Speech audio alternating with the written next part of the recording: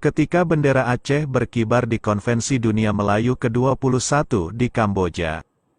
Ini bukan hanya simbol dari identitas Aceh yang kuat, tetapi juga merupakan ekspresi dari solidaritas yang mendalam di antara komunitas Melayu di seluruh dunia.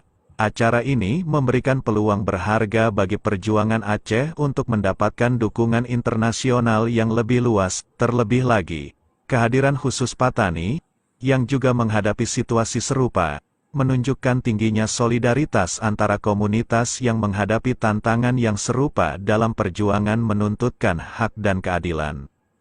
Respons positif terhadap kehadiran bendera Aceh dan delegasi Aceh tidak hanya berasal dari komunitas Melayu di seluruh dunia, tetapi juga dari negara-negara lain yang telah mengalami perjuangan serupa. Bosnia, misalnya, memberikan respon positif yang menunjukkan bahwa pengalaman perjuangan mereka